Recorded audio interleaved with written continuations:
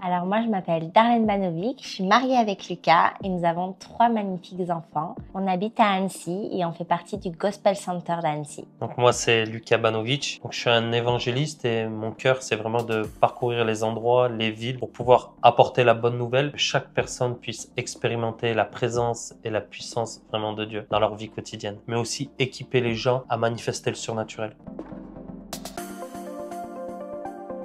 Alors moi, il y a 12 ans de cela, je connaissais pas Jésus, je suis tombé dans la drogue, addiction, ecstasy, j'allais en rêve party. Et en fait, ma vie, elle est devenue n'importe quoi. Et j'ai crié à l'aide à Dieu, j'ai regardé vraiment le ciel, je dis, si Dieu, tu existes, manifeste-toi à moi. Et 2 semaines plus tard, alors que j'ai fait cette prière, j'ai rencontré Darlène dans un institut. En fait, je devais partir faire la fête avec des amis. Et la chose drôle, c'est que ces amis m'ont dit, si tu dors le soir, on va t'épiler. Donc, de ce simple fait d'aller à l'esthéticienne pour jouer ce jeu avec mes amis, elle m'a apporté la bonne nouvelle. Elle m'a invité dans une soirée. C'était dans un hôtel, un lieu neutre. J'ai vu des gens qui aimaient Dieu, qui levaient les mains. J'ai commencé à faire pareil. Et le soir, à travers 2 témoignages puissants de miracles, son papa et d'une autre personne, ma vie a totalement changé. Et j'ai dit, comment on fait pour rencontrer Jésus? On dit, t'as juste à le recevoir comme sauveur et Seigneur. Donc je l'ai fait. Le lendemain matin, je me suis réveillé. Ma vie a radicalement changé. Plus accro aux drogues, totalement libre, plus envie de me suicider. Donc j'ai fait cette promesse à Dieu.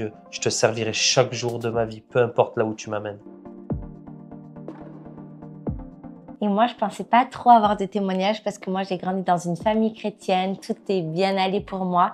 Jusqu'au jour où, il y a bientôt 6 ans, nous avons perdu notre petit garçon de 14 mois d'une méningite foudroyante. Et à partir de ce moment-là, j'ai eu vraiment ce cœur pour les femmes, pour les couples qui ont perdu aussi des enfants. Et c'est vraiment ce que je porte aujourd'hui. Ouais, c'est une bonne question. Pour moi, le réveil, c'est quand une personne passe d'un état de veille ou de mort à la vie. Et j'aime être utilisé par Dieu pour être celui qui va électrochoquer ces personnes pour qu'ils puissent revivre et être vivants par Jésus-Christ et seulement par son nom. Nous pouvons le voir et le vivre. C'est quand des personnes qui ont reçu l'Esprit de Dieu, qui vraiment sont enflammées pour Jésus, commencent à aller dans des endroits, commencent à proclamer cette vérité, à manifester cette puissance. Et des personnes qui ne connaissaient pas commencent à connaître Jésus. Des personnes qui étaient malades commencent à être guéries. Des personnes qui étaient totalement esclaves de différentes choses, notamment du péché, commencent à être rendues libres. Pour moi, le réveil, c'est aussi des vies transformées, des cœurs transformés, des entrailles guéries et restaurées. C'est bien d'amener des gens à Jésus, mais après, qu'est-ce qui se passe après? Ils ont besoin d'être accompagnés, de guérir leur cœur pour eux-mêmes être acteurs de ce réveil.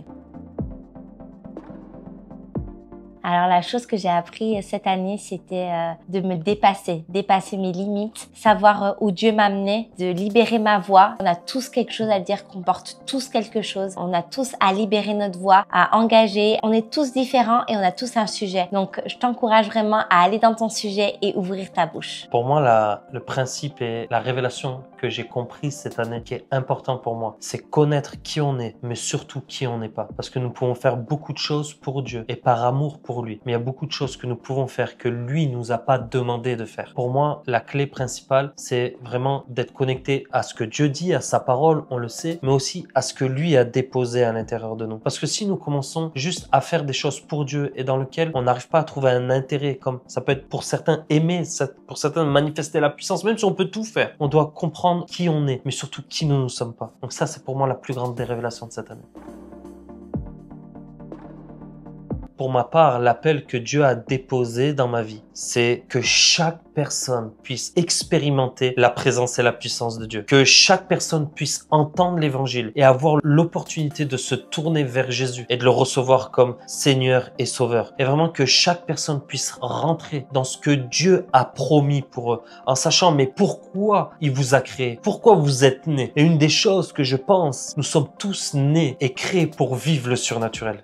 Moi, je crois que l'appel que Dieu a déposé sur ma vie, c'est l'amour, principalement. C'est vraiment ce que j'ai envie de déverser aussi. C'est cet amour que Dieu m'a donné pour tous les gens qui sont autour de moi. Autant comme j'ai fait avec Lucas, pour les amener à Jésus, mais aussi pour les aider, les accompagner pour guérir leur cœur, leurs entrailles, guérir tous ces traumatismes, particulièrement pour les pertes d'enfants, pertes de grossesse volontaire ou non. C'est vraiment ce que Dieu a mis sur mon cœur. En fait, on s'est rendu compte que le ministère, c'est pas juste une personne, c'est un couple, une famille. Si on met nos deux appels ensemble, l'amour et la puissance. Et c'est là qu'est né Amour plus puissance.